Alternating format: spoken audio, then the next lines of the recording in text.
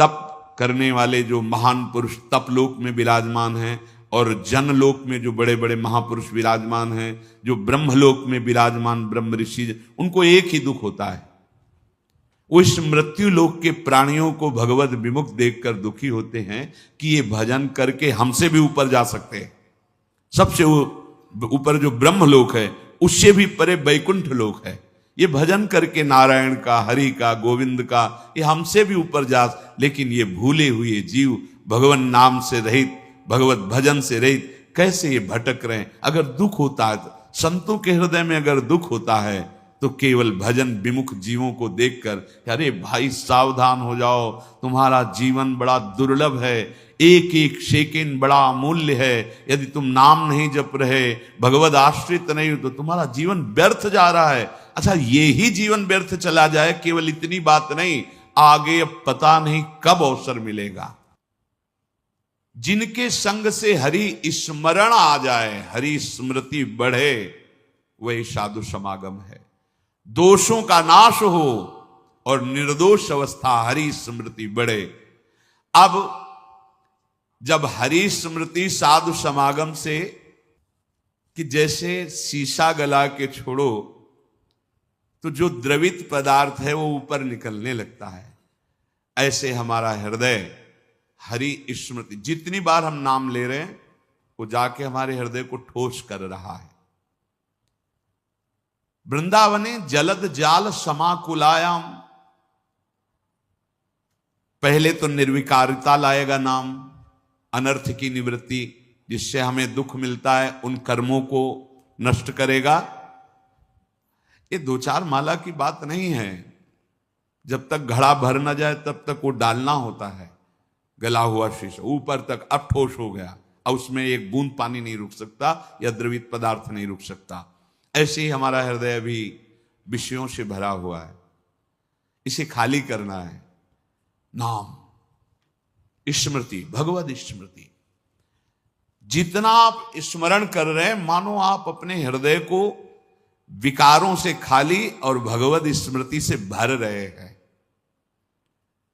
समय लगेगा, इसीलिए पातंजल जी बहुत बड़े महापुरुष, महान योगी, महान ज्ञानी, तो उन्होंने लिखा है दीर्घ काल, शब्द लिखा है दीर्घ काल, निरंतर सत्कार सेवितो दृढ़ भूमि, बहुत काल तक आदर के साथ महत्व रख करके, इतना महत्व उसके सामने कुछ नहीं है, त्रिभुवन की राज्य लक्ष्मी भी नहीं है, ऐसा तुम्हें नाम प्रिय, नाम प्रिय तो कम से कम महत्व रख लो सुन के।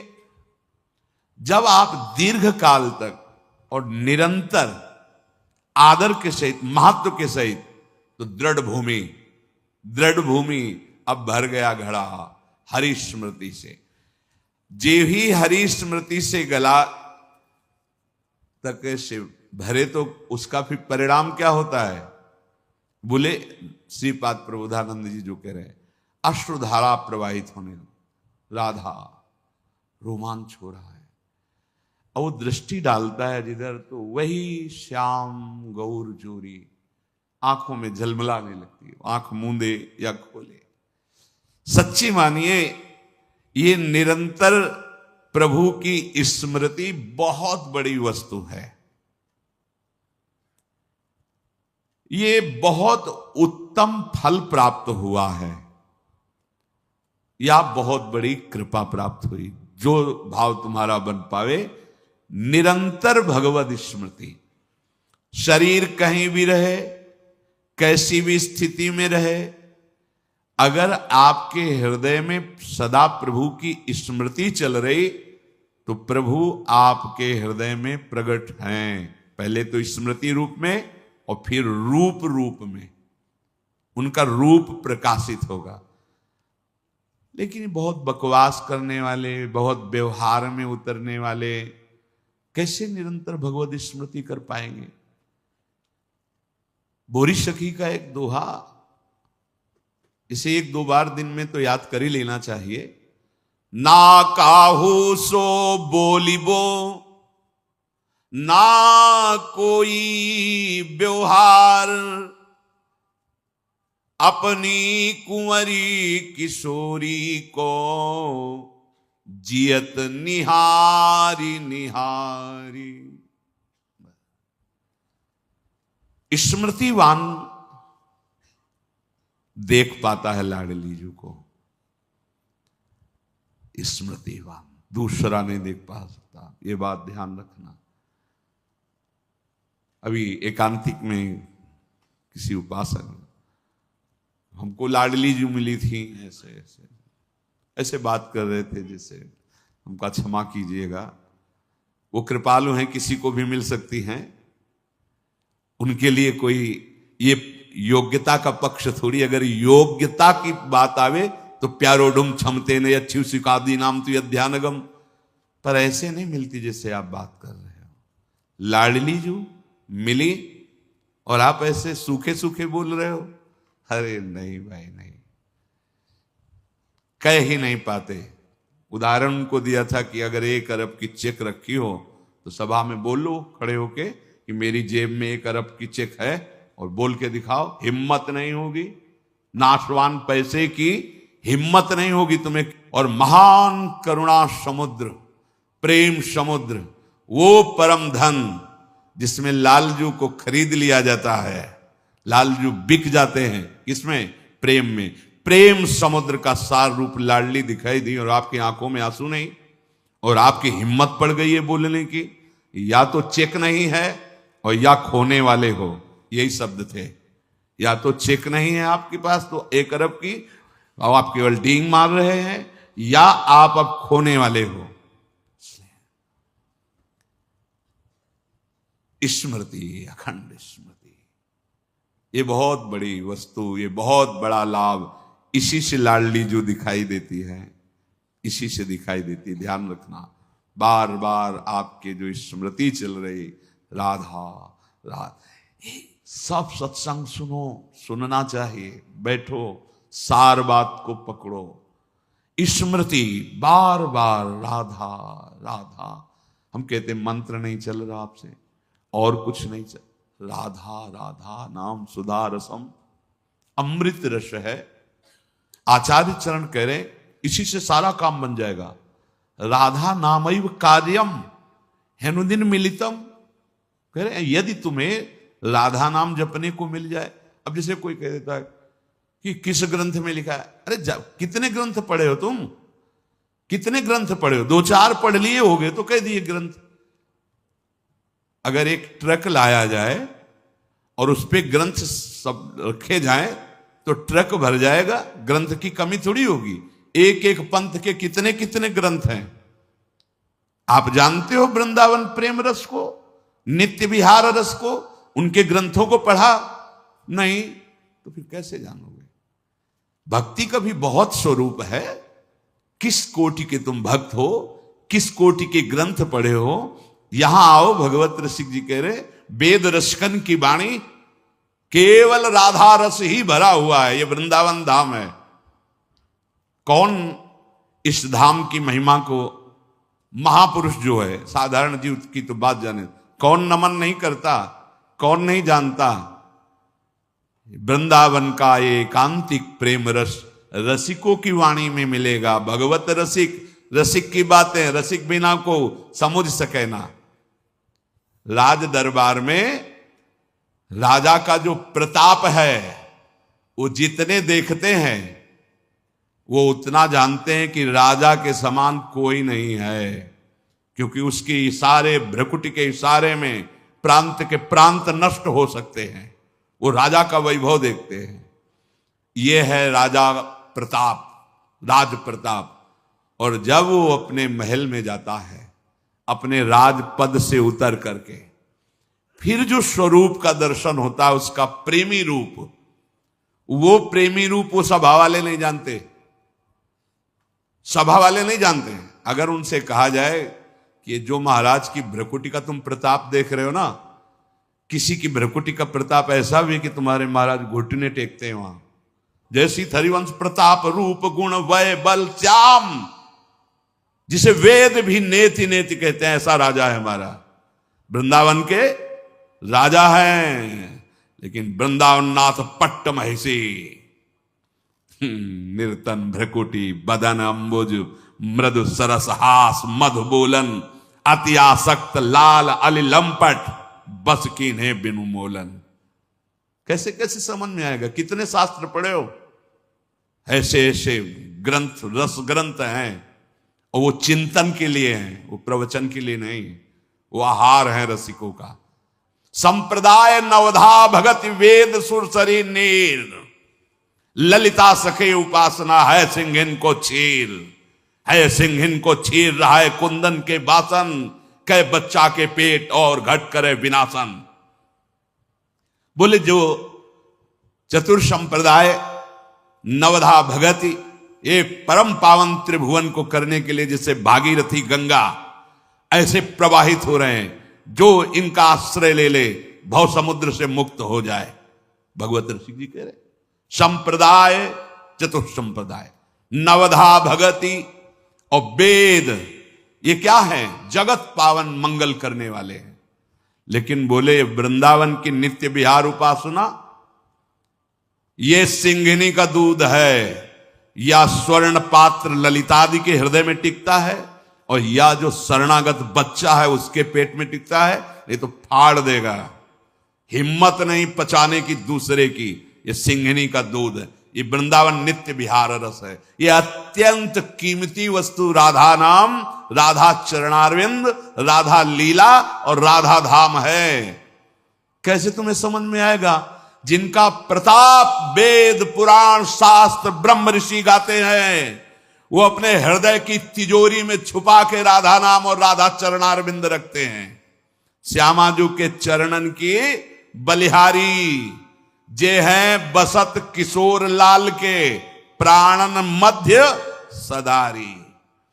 आपने देखा है भक्त हैं, उपासक हैं, बड़ी महिमा शास्त्रों में भगवान श्री हरि के चरणों की है।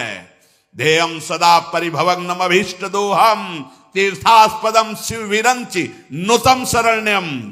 ऐसे हरि जाहि विरंचि उमापति नाये तापे तय बन फूल।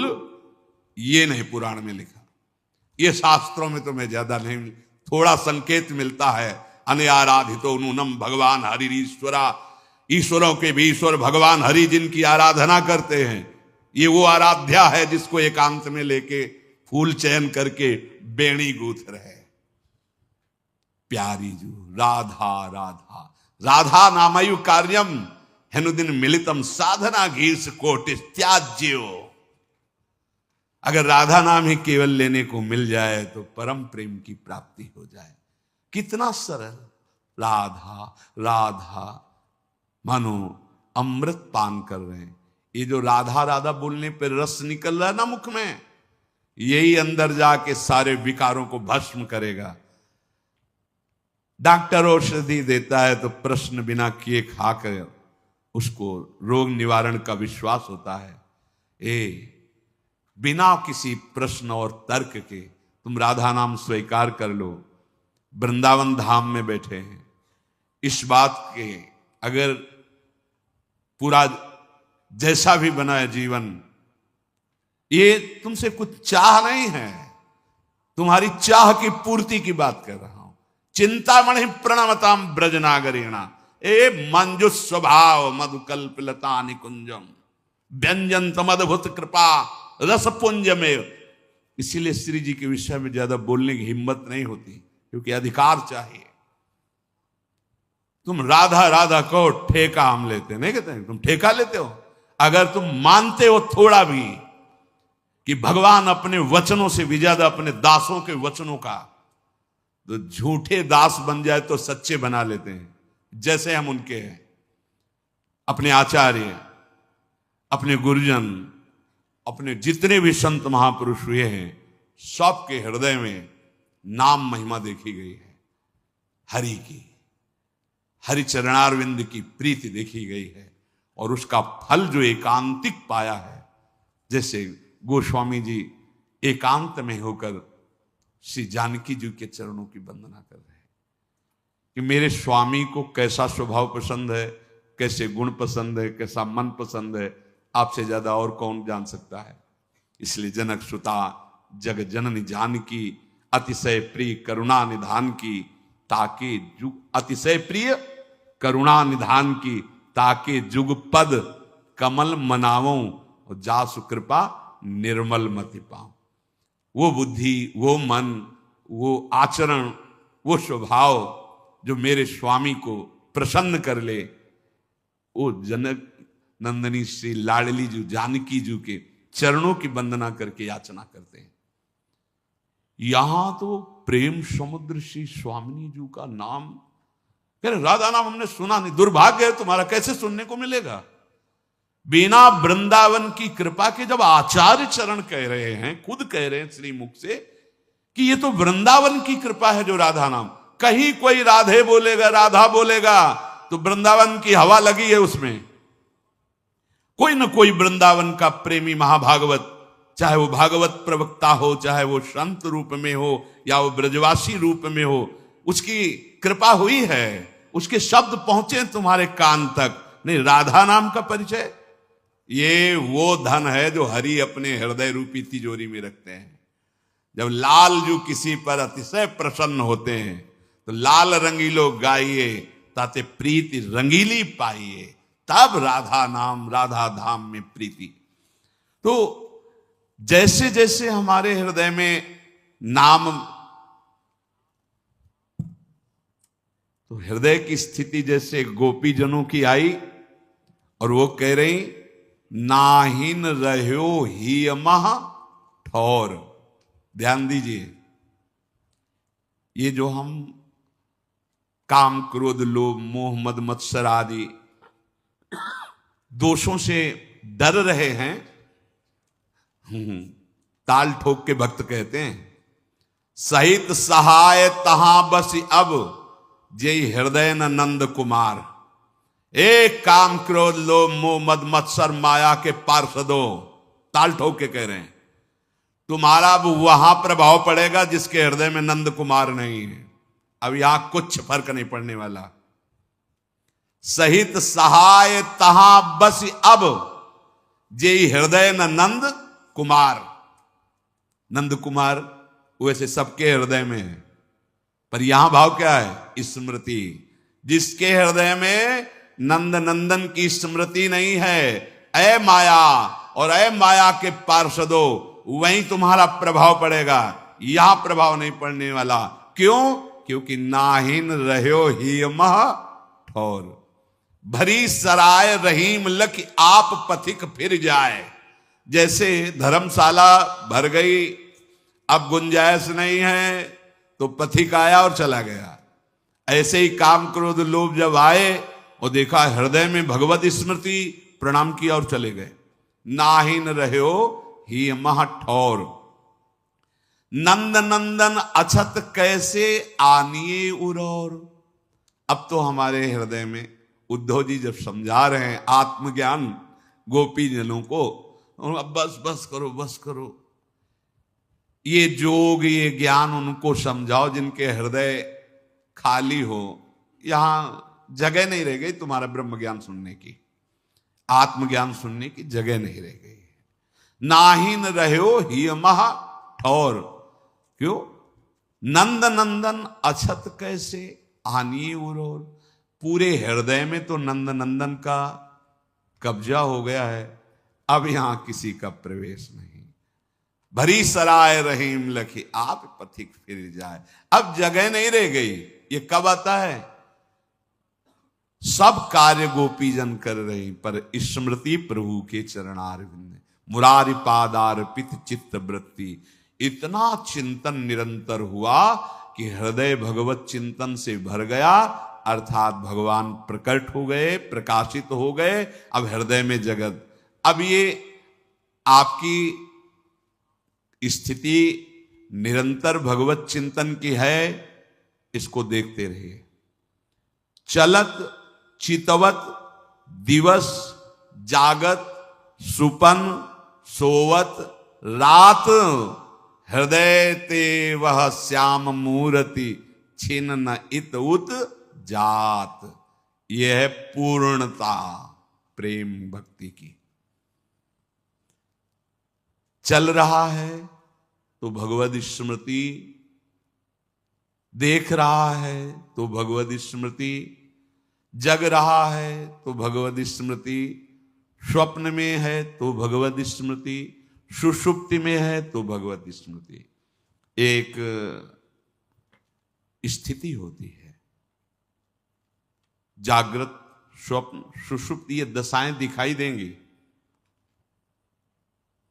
कई बार जो निरंतर स्मृति प्राप्त उपासक जन हैं, अनुभव में ही नहीं होता उनको कि वो सो रहे हैं, क्योंकि बाहर से शरीर पर अंदर से उनका निरंतर चिंतन का अभ्यास जो चल रहा है। ये सोवत हु रसना रटे राधा कृष्ण सुनाम, अब ओठ खुल गए तो निकलने लगा राधा कृष्ण राधा कृष्ण राधा, तो पकड़ लिया गया कि ये तो सोते हुए भी राधा कृष्ण जप रहे हैं। अगर वो ओठ बंद हैं तो चल रहा है, नाम निरंतर चल रहा है, ऐसा नहीं कि सुषुप्ति में नहीं चल रहा। इसीलिए वो तुरीय अवस्था को प्राप्त महापुरुष कहे जाते हैं। वो गुणातीत महापुरुष जागृत, स्वप्न, सुषुप्ति तीनों अवस्थाओं में वो एक रस रहते हैं, इष्टाकार वृत्ति। अब न सतोगुण है, न रजोगुण है, न तमोगुण है, तो फिर नींद कहाँ है? हाँ, शरीर की चेष्टाएं चलत चितवत, दिवस जागत, सुपन सोवत, रात हृदय ते वह श्याम मूरति छिन नहीं तो उत जात। यह है त्रिगुणातीत स्थिति। जो त्रैगुण्य विषयों से परे स्थिति है, वो ये स्मृति ने ला दी, अखंड स्मृति, त्रिगुणातीत स्थिति। कैसे उस व्यक्ति का महान सौभाग्य वर्णन करे जिसने ये ठान लिया है कि अब मैं प्रभु को कभी नहीं भूलूंगा। ये बात, ये हृदय में ठान लिया कि अब अपने प्रभु को कभी नहीं भूलूंगा, हर समय उनकी स्मृति में रहूंगा। ये सार बात है। उसके हृदय को प्रभु ठान लेते हैं कि अब कभी नहीं छोड़ूंगा। तुम स्मृति पकड़ो, तुम्हें प्रभु पकड़ लेंगे, खुली बात है। और ये गीता जी का सार है, नष्टो मोहाय स्मृतिर्लब्धा, पूरी गीता का सार है स्मृति। और भगवान की मांग भी है स्मृति, अनन्य स्मृति। भगवान उसको नित्य निरंतर अनुपम आनंद हृदय में देते हैं जो निरंतर स्मृति। पर ये स्मृति उसी के हृदय में जागृत होती है जैसे लोभी पुरुष धन का चिंतन करता है, कामी पुरुष कामिनी का चिंतन करता है। ऐसे जो पूरा महत्व प्रभु के नाम में, वो नाम का चिंतन कर रहा है। प्रेमी जन स्वयं भगवान का स्वरूप हो जाते हैं, भगवान का स्वरूप। जैसे जंगहा लोहा पर पारस के स्वरूप से स्वर्ण हो गया, ऐसे नाम का स्पर्श जिह्वा में, फिर हृदय में, संपूर्ण अंतःकरण में हृदय भर गया। अब वो उपासक और भगवान में भेद नहीं रह गया। तस्मिन् तज्जने भेदाभावात्, श्री नारद जी महाराज। अब उस भक्त में और भगवान में भेद नहीं रह गया। भगवान स्वयं उसके हृदय में अपना अधिकार जमा लेते हैं। क्षण भर के लिए भगवान उसके मन को नहीं छोड़ते। कितना सुख, अनुमान भी मन नहीं लगा सकता। जो इंद्रियों के साथ भोगों में विचर रहा है, वो भगवदानंद का कैसे, यही आनंद प्राप्त करने के लिए मानव देह मिला है। आप सब कुछ करके फिर भी अशांत हो, दुखी हो, देख लो। उद्देश्य है सुख, परिणाम है दुख, मतलब ठीक नहीं है, मार्ग ठीक नहीं है। तुम्हारे ऊपर अतुलनीय कृपा बरसने लगी यदि ये हृदय में धारण कर लिया कि प्रभु को भूलूंगा नहीं। स्मृति, भगवान की स्मृति यदि बराबर आपके हृदय में बनी है, इस बात पर ध्यान दीजिए। जीवन क्षणभंगुर है, किसी भी समय इसका अंत हो सकता है, पर आपकी स्मृति बनी हुई है तो अब आप निर्भय हो जाओ, आपको भगवत प्राप्ति ही होगी। बोले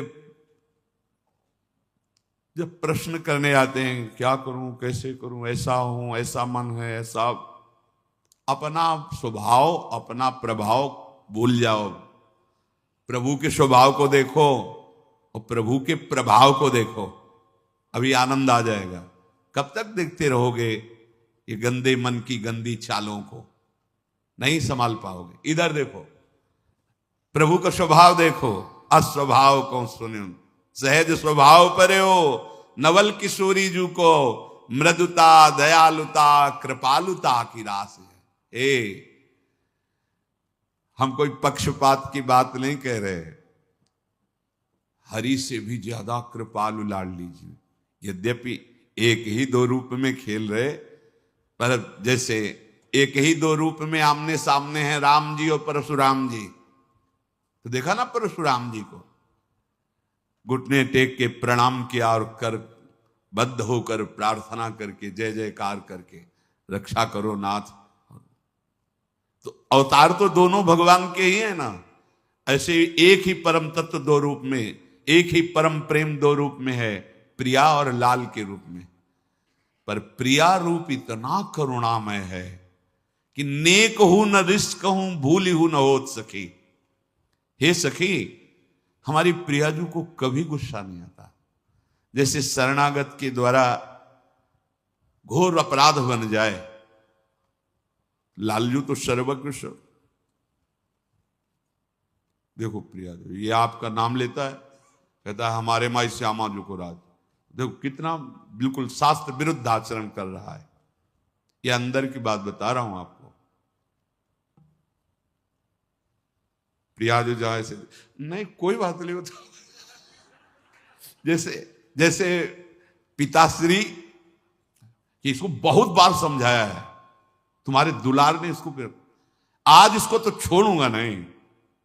अब उनके पास अपना एक विशेष अस्त्र है प्रीति का, जहां उसका, तो फिर ठीक है। अब फिर आप कोई बात नहीं, फिर संभाल लो, अगली बार हम देख लेंगे, वो शांति धारण करेंगे। ये अखिल कोटि ब्रह्मांडों के ईश्वर और सबसे बड़े न्यायाधीश हैं। ये जब ऐसा कोई, तो लाडली जी से तो नेक हूं न रिश्क हूं भूल हूं न होत सके, रहत प्रसन्न सदा ये मुखासे। और ऐसी सुकुमारी, ये प्यारे लालजू की प्राण प्यारी, लाल बिहारी को प्राण जीवन धन वारि पियत नित पानी मेरी महारानी।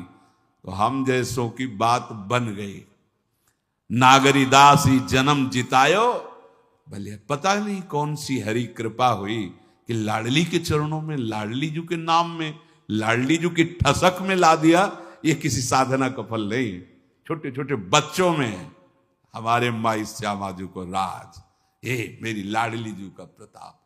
ये हवा चली है राधा अनुग्रह की, अब जिस जिसके लग जाएगी ना, हाँ जैसे कोरोना नहीं छू गया और इसकी कोई काट नहीं है। जैसे कोरोना हुआ तो वैक्सीन, हाँ हाँ हाँ वही, इसकी कोई वैक्सीन नहीं है। और साधन भक्ति में तो है कि आप ऐसा कर गए ऐसा कर गए ऐसा कर गए तो दुर्गति हो जाएगी। ये हम अपने हृदय की और जैसा श्री जी प्रेरित करते हैं, पर देखो इसका दुरुपयोग मत करना, इसलिए सावधान कर रहे हैं। हमारी श्री जी की इस कृपा प्रसाद में चूंकि हरि अधीन है, ये एकांतिक विषय है। अति गज मत निरंकुश मोहन निरख बंधे लटपास। अरे ये कौन है कौन है, आप शास्त्रों में पढ़ के देखो, वेदों में पढ़ के देखो, ये श्री कृष्ण कौन है, होश उड़ जाएंगे।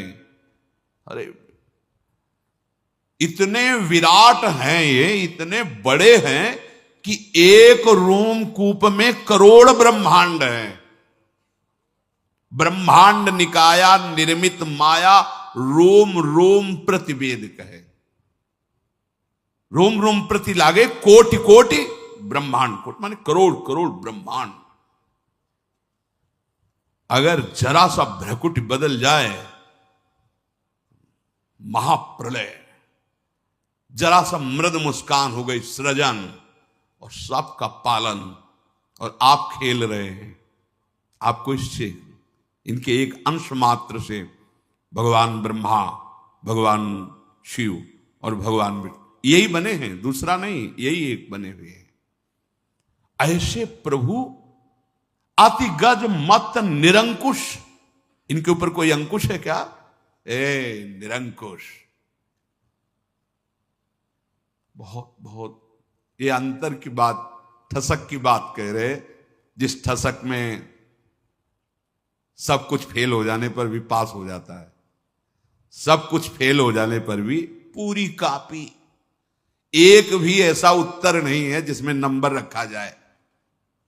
सच्ची माना ना, पूरी कॉपी जांची जाए तो 0 ही लिखने का मन आएगा। ऐसे को भी ऐसा नंबर मिल जाता है। बस ये बुद्धिमानों की बातें नहीं है, ये यहां की बात होती। कुछ बातें यहां से होती है और कुछ बातें यहां से होती है। यहां वाले ही यहां की बात समझेंगे। भगवत रसिक रसिक की बातें रसिक बिना को समझ सके।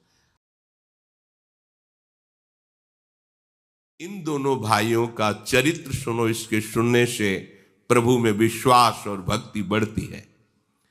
इन दोनों में बड़े भाई श्री कोल्ह जी थे, जो संसार के विषयों से बिल्कुल परम वैराग्यवान, तामसी पदार्थ तो छूते भी नहीं थे। खाने पीने की तो बात जाने दो, हर समय भगवत नाम, भगवत रूप गुण, बस इन्हीं का गान करते, इन्हीं के ध्यान में रहते थे। और इनके जो दूसरे भाई थे छोटे, अल्ह जी, वो सब कुछ खाते पीते थे,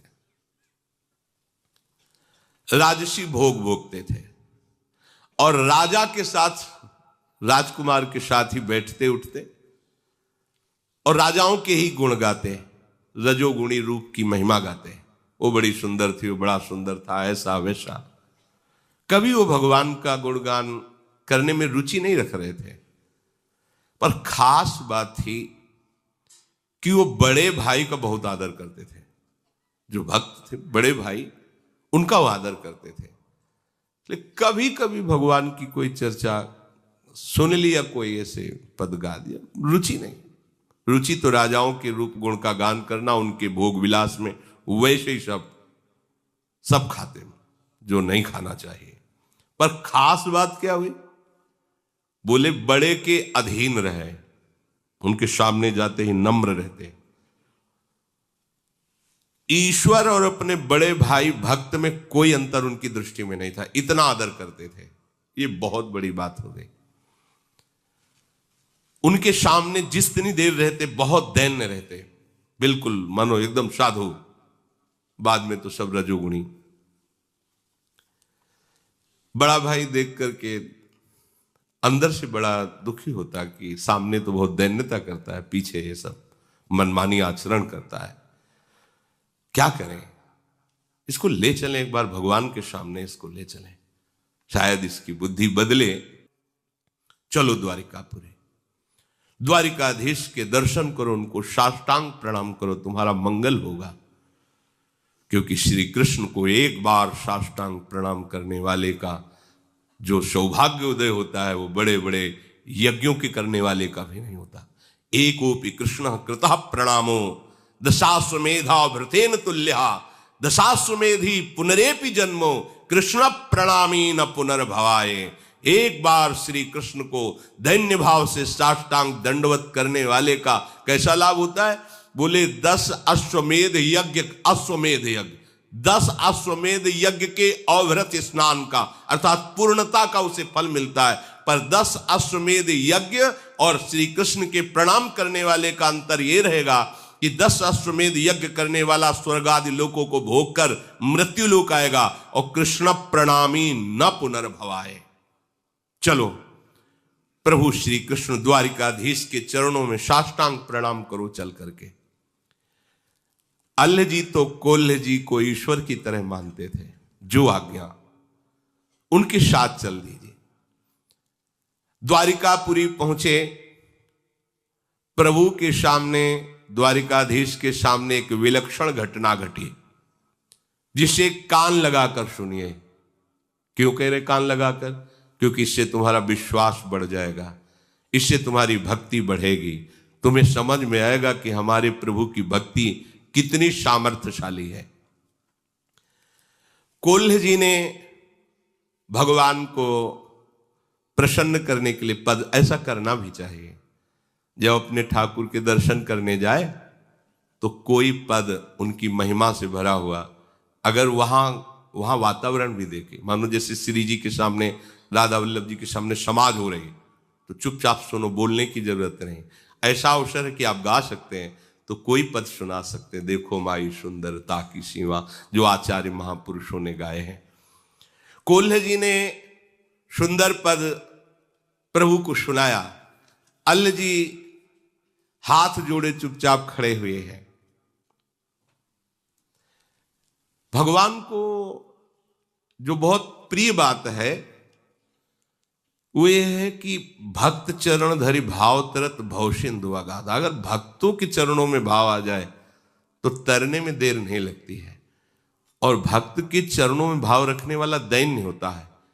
ये दो विशेष लक्षण अल्लाह जी में है, जो यद्यप कुमार्गामी आचरण कर रहे हैं, पर ये दो बात है। भक्त भाई को भगवान के समान मानते हैं और अपने को बहुत नीच मानते हैं, मैं बहुत नीच हूं इसलिए दैन्य है। श्री कोल्ह जी ने पद सुनाया। द्वारिका के नाथ सब नाथन के नाथ प्रभु, देवन के दिव्य देव संकट सहाय हैं। ब्रह्मा शिव देव दैत्य दानो अरु मानवादि, सब ही के रचैया और सब में समाये हैं। कारज के कारण ओ तत्वन के तत्व आप, माया के अधीश ईश अलख लखाए हैं। महिमा महान गावे वेद और पुराण, कुल पार नहीं पावे हारी शीश को नवावे हैं। द्वारिकाधीश को पद सुनाने के बाद कहा, भाई तो भी तो बहुत बढ़िया गायक है, राजाओं की सभा में गाता है, देख सुना द्वारिकाधीश को। वो सुख चाहते हम कैसे सुनाए, हमारे अंदर तो भक्ति ही नहीं है, जिससे प्रभु प्रसन्न होते हैं वो बात ही हमने नहीं, हम जब कह रहे हैं तो सुनाओ ना। तो उन्होंने प्रभु की ब्रज लीला संबंधी पद सुनाए।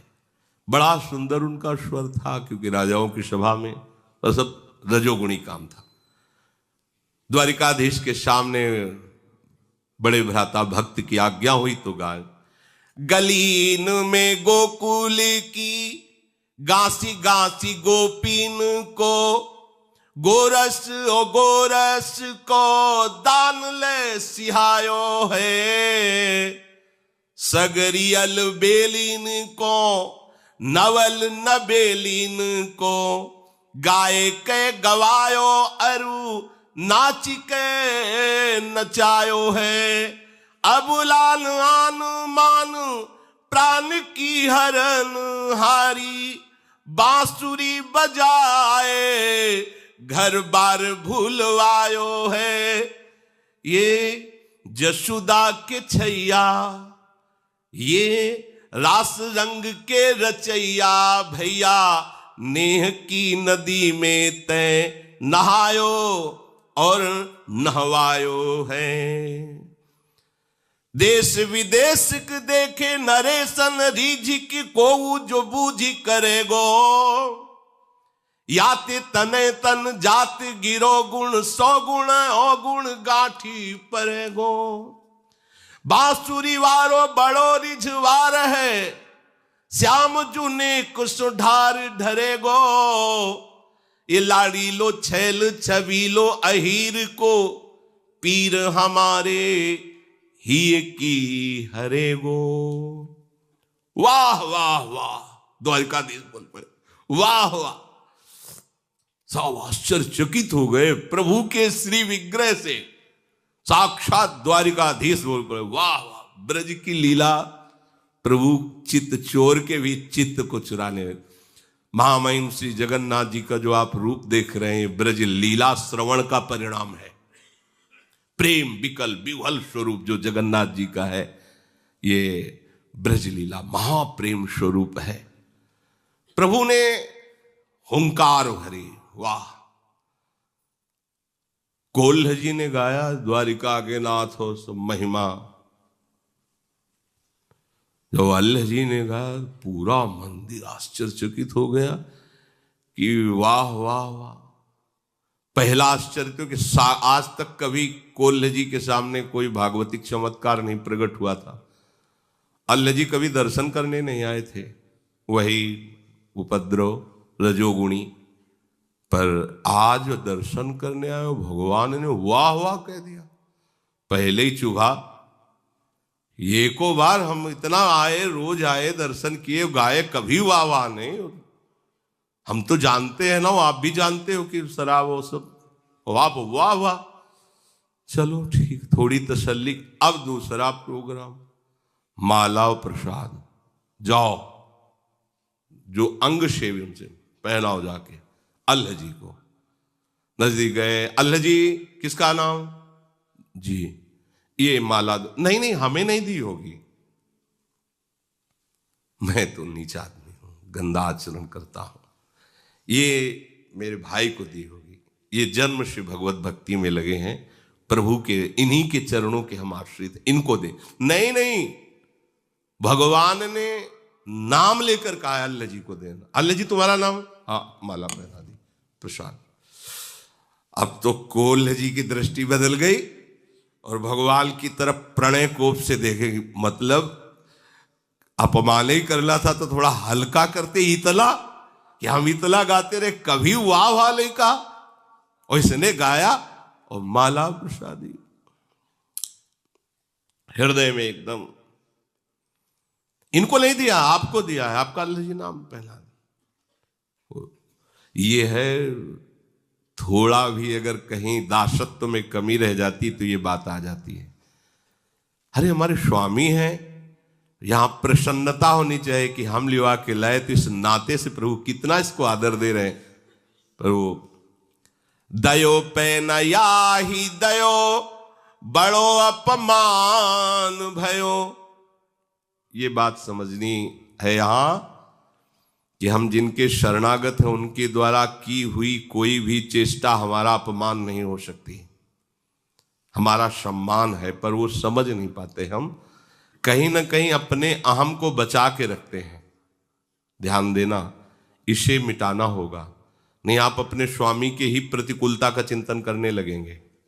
जिनकी शरण में उन्हीं की प्रतिकूल किया कराया, फिर सब रुक जाएगा। इसलिए सावधान रहें। यद्यपि पतन नहीं होगा, पर काहे को जलोगे, समय बर्बाद करोगे। 15वें अध्याय में भगवान जो परम पदारूढ़ का लक्षण कहे तो निर्माण, पहला शब्द मान रहे, सबहि मान प्रद आप अमानी। और ये मान रोग जीवत्व को पुष्ट करता है, देहाभिमान को।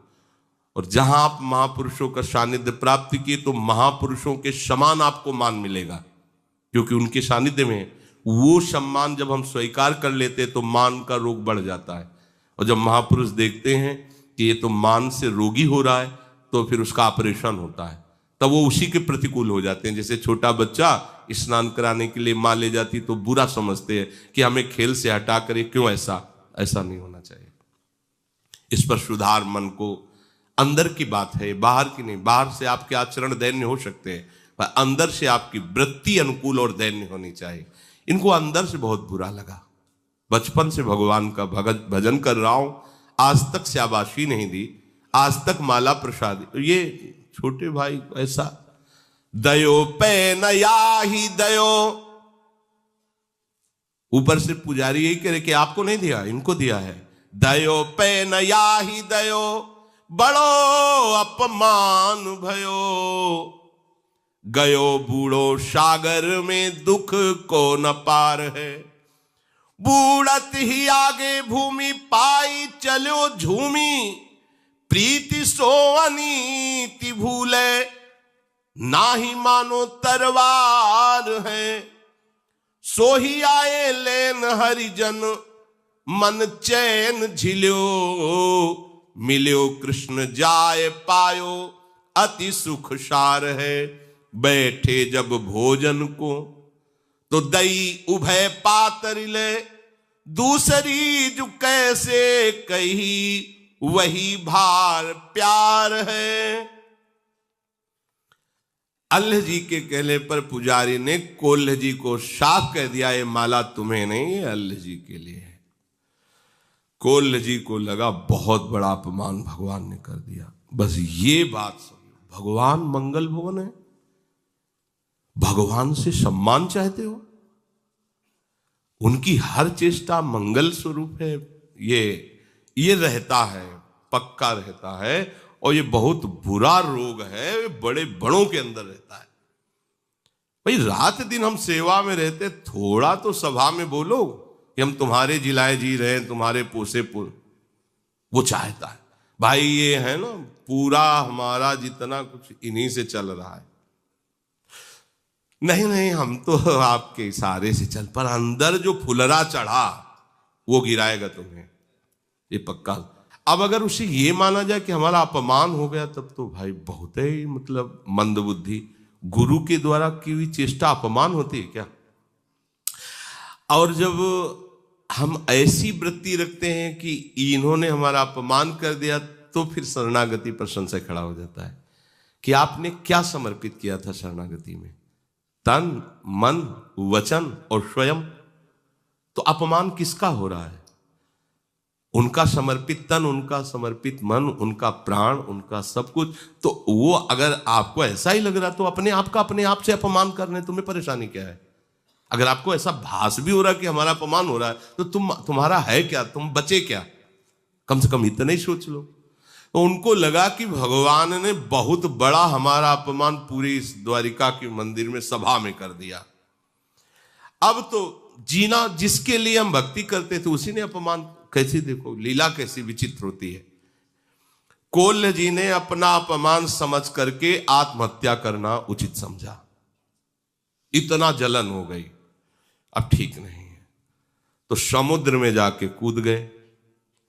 अब समुद्र में डूबते चले गए। जब नीचे गए तो दिव्य भूमि, जल का प्रभाव खत्म, सुंदर ऑक्सीजन, सुंदर वायु, से द्वारिकापुरी में पहुंच गए। ऐसे भक्त डूबना भी चाहे तो भगवान डूबने देंगे क्या? द्वारिकापुरी पहुंच, दिव्य द्वारिका का दर्शन, परमानंद की अनुभूति हुई। पर अंदर ही अंदर जल रहे हैं कि है तो वही द्वारिकाधीश जो माला उसको दी थी, हमें नहीं दी। अंदर जलन है, भूल नहीं पा रहे थे।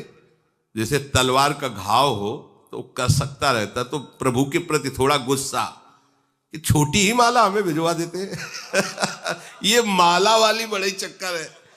जैसे समाज में जाए ना, जिस अपने समाजें होती तो निमंत्रण में, जैसे समाज में गए, 50 लोग बैठे हैं, तो उसमें क्या होता है, लिफाफा, माला और चद्दर। जरूरत नहीं ना लिफाफा की, ना चद्दर की, ना माला की, बगल में सबको पहना दिया गया। मान, ये तभी परिचय में आता है मान। देखो, मान चाहने के लिए हम अपने को बहुत नीचा दिखा सकते हैं। मैं दुष्ट हूं, अधम हूं, नीच हूं, पामर हूं, और जूता के पास बैठ जाएंगे जाके। बात समझना। लेकिन उसमें भी मान की चाहत होती है।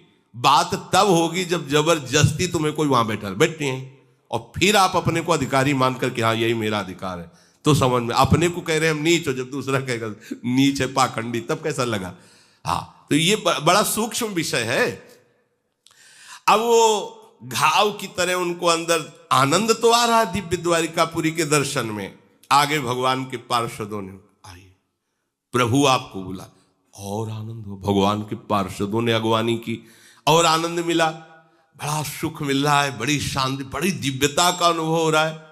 भूल गए जो अपने भाई के सम्मान की ईर्ष्या जगी थी, शांत सी होगी। अखिल लोक चूड़ामणि भगवान द्वारिकाधीश के साक्षात दर्शन कर रहे हैं, परमानंद की बाढ़ आ गई। कोल्हे जी से कहा हो, पार्षदों से कहा, सबसे पहले हमारा इन्हें उच्छिष्ट पवाओ, बैठो। बैठा ले गए, 2 पत्तल लगाओ। तो उन्होंने सोचा कोई और भागवत आया होगा पास, 2 पत्तल। तब तक तो उनको कुछ नहीं, फिर पूछा कि जब उनका परोस गया प्रसाद तो दूसरा पत्तल भी परोस गया, तो प्रभु इसमें कौन? बोले ये अल्लाह जी के लिए। मैं फिर और मतलब यहां भी अभी हमने पाया ले उसके लिए पत्तल लगवा दिया, वो फिर अंदर जो है पूरी जल। तुम्हारे छोटे भाई अल्लाह जी के लिए है और वो तुमको भी तो बहुत प्यारा है। अब अंदर ऐसे महसूस के रह गए कि मतलब बात क्या है, इतना प्रभु इतना उसको प्यार करते हैं। यहां भी आज सबे विश्व भयो दुख गयो सोई हुयो नयो, दयो पर बोधवा की बात सुन लीजिए।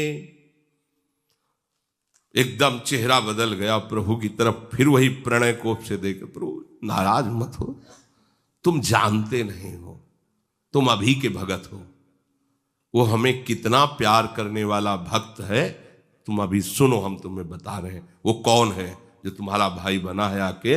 आज जिसे तुम रजोगुण में देख रहे हो, एक वासना का आदर करने से उसका मार्ग रुक गया। वो जितना तुम भजन अभी तक किए हो ना, बहुत छोटा है उसके भजन के आगे जितना उसने भजन किया है।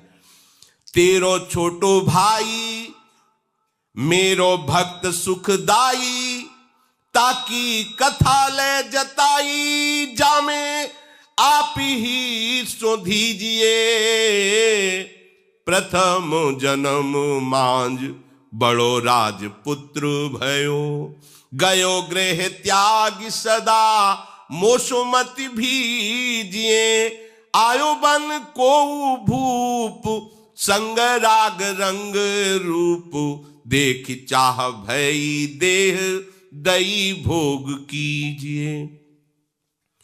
कोल्ह जी से कहा कि तुम अपने भाई की बात जान जाओगे तो कभी ऐसे ईर्ष्या उससे नहीं करोगे, तुम उसकी बराबरी कर ही नहीं सकते।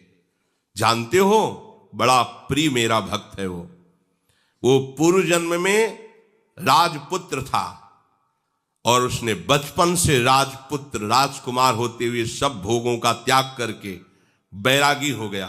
राजपद का अधिकारी था, राजपद राजभोगों का त्याग करके वो एकांत वन में निरंतर कष्ट सहते हुए मेरा भजन करने लगा। मन बुद्धि लगाकर सतत मेरा भजन कर रहा था। ध्यानपूर्वक सुनना। बहुत समय व्यतीत होने के बाद उस जंगल में एक राजा अपने पूरे परिकर के साथ मनोरंजन के लिए आया। तो अब राज वैभव, यद्यपि राजकुमार ही थे, बचपन से वैरागी हो गए, एकांत सेवन करते थे। अब राज वैभव के इन्होंने देखा, बहुत सी सुंदर सुंदर युवतियां, ऐसा सब भोग विलासिता सब। इनके मन में विषय सुख का आदर हुआ कि अगर बाबा जी न बनते तो ऐसा ही हमको भी सुख मिलता। आदर हो गया। अब वो वासना इतना जोर पकड़ी, इसमें देर नहीं लगता, समुद्र बनने में तरंग आई और आपने आदर किया, वो पूरे हृदय पर अधिकार कर लिया। अब तो बस भजन रुक गया। के विधि मिले सुंदरी बाला, जैसे नारद जी के मन में नहीं, ऐसे कि अब ये सब कैसे भोग प्राप्त हो। संसारी सुख भोगने की प्रबल लालसा हो गई और उसी को लालसा को लिए हुए शरीर छूटा। भगवान वर्णन कर रहे हैं, तो मैंने बड़ा स्वस्थ और तेजस्वी इनको शरीर दिया, भोगो विषय को, लो मालिक हैं हमारे, तुम्हारा मन हुआ, तुम्हारी वासना जागृत हुई और राजा के राजकुमार से मित्रता कराई और जन्म दिया ऐसे महाभागवत के घर में। कोल्ह जी के भाई बने आके। देखो कैसा विधान, कैसा कवच है भक्ति का, वासना है तो संग राजकुमार का।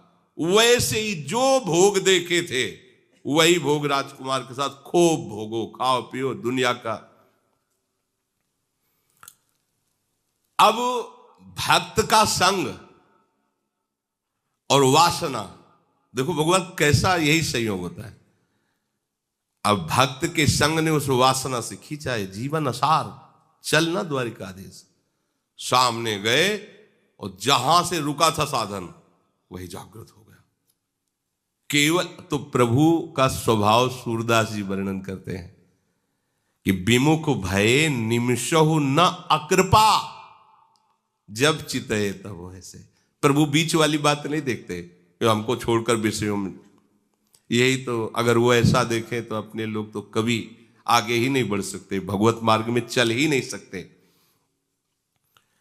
भगवान ने बताया कि तुम्हारा अभी तो बहुत छोटा भजन है, इसका भजन देखो।